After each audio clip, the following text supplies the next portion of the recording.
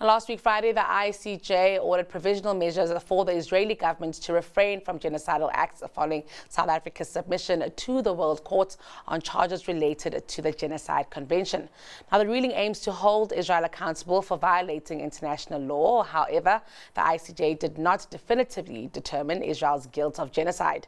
This raises questions about Israel's compliance and implications for Western policies. Legal journalist Karyn Maughn joins us now to discuss these implications in greater detail. Karyn, thank you so much for being with us today. Thank you for having me. I think, Karyn, from our perspective, just keen to really understand the ruling and with the implications now that we know how far the ICJ is going to go where our case is concerned at the court. I think the pivotal thing to remember is that Israel objected to South Africa's case on multiple grounds. It said that the ICJ did not have the jurisdiction to hear the case because there wasn't a bona fide dispute between South Africa and Israel. It questioned South Africa's standing to bring the case. It contended there was no plausible harm being suffered by the Palestinians that South Africa say are suffering a genocide in Gaza. All of those grounds failed, and materially, the court has found that there is Palestinians have a plausible right to be protected from genocide, and that indeed there is a plausible case of genocide that South Africa has brought. And the implications of that, not just legally but politically, are pretty significant.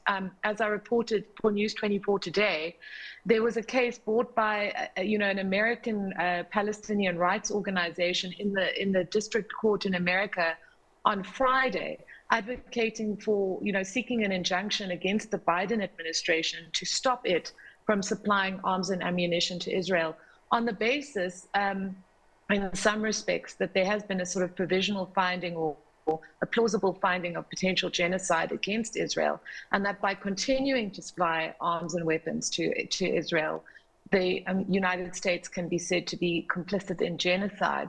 So there will be legal consequences for this, but I think more profoundly, as we've seen now, there is a fundamental sense that this is hegemonically disruptive.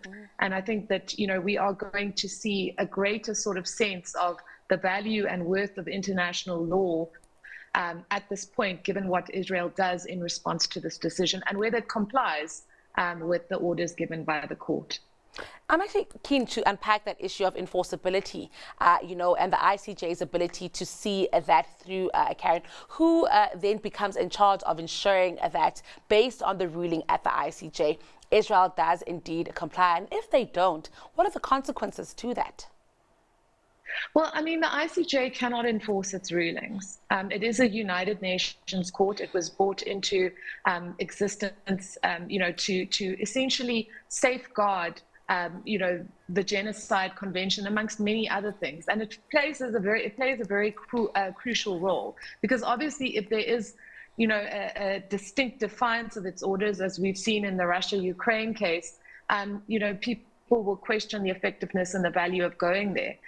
However, if you want to enforce a ruling given by the court, you can go to the UN Security Council, but that then becomes problematic, as it was in the Russia-Ukraine case, when states like Russia, like America, for example, have veto powers.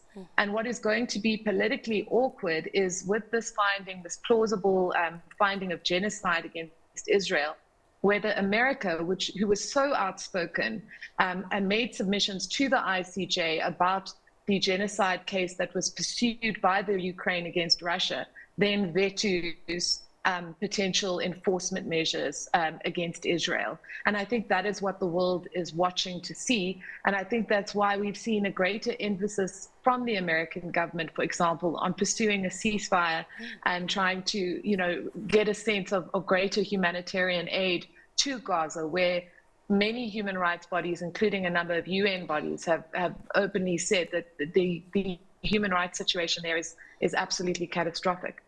Of course, Karyn, the issue of a ceasefire was a first prize, and that's, of course, not a ruling that the ICJ mentioned here. And we are waiting for there to be enough sway somewhere in the world for us to see a ceasefire. But realistically, does it look like at this point the US are the only party in the world that can negotiate this on behalf of Palestinians?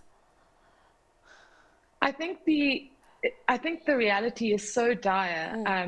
And that reality has been made even more dire by the fact in the last few days we've seen all the a number of countries, including the US, pulling funding from UNRWA on the basis that of Israeli intelligence reports that certain, I think 9 or 13 of its staff had been implicated in the Hamas attack, the horrendous Hamas attack on the 7th of October on Israel. Obviously, they have a staff of about 13,000 people.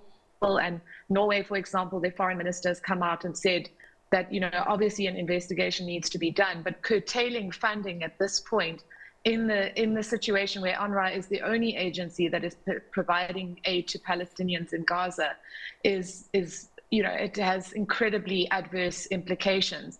And that move, in the context of the court actually saying explicitly that Israel needed to take all measures to alleviate the humanitarian crisis in Gaza, I think has got possible ramifications for its compliance with that order, and if it doesn't comply, what explanation it will give.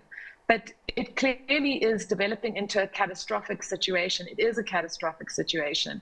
And I think that, the political implications, for example, the Biden administration, where half of Democratic voters now believe that there is a potential genocide taking place in Palestine, the political implications for America not doing something, not taking a stand, will be, I think, quite significant for Joe Biden and his prospects of success in the next election, and will be very, very seismically significant for America's continuing presentation of itself as the sort of moral voice of the world. Okay, before I let you go, I guess you mentioned the issue of the value and worth of international law. I guess we're all sitting here with bated breath to see if these institutions really work, if they really work for everyone, if they really are credible. And should we be worried about what happens if it proves that they have no teeth, that they can't stop even the worst of humanitarian crises from following through around the world? I think that's such an incredible question, Olutondo. And I was just watching a symposium which was being addressed by Zain Dangal, who was the Director General of DERCO. And he was basically saying that international law, that these institutions like the ICJ are mechanisms by which small countries like South Africa can, assert and ask for a sort of universal standard of human rights. Because the implications are that if certain powerful countries can ignore rulings given by a qualified and competent court, a vast majority ruling that was supported by all but 1 or 2 judges of a 17-judge panel, then why do we have international law? Because it then becomes a question of those with power defining who has human rights and indeed who is human. And if that is the question, and poorer countries and countries such as, areas like Gaza, where there's such absolute, degradation, where you have over 9,000 children dead, with 1,000 more children with amputations, with so many kids with no parents, no families left. If we have to say that somehow those children aren't entitled to the same human rights as children, for instance, in the Ukraine, then I think we need to seriously reevaluate what our sense of morality, ethics, and basic value of human rights is, because it's clearly skewed. Well, Karyn, it's been a pleasure hearing from you. Thank you so much for unpacking this in such great detail for us. Thank you so much. That was legal journalist Karyn Maughn.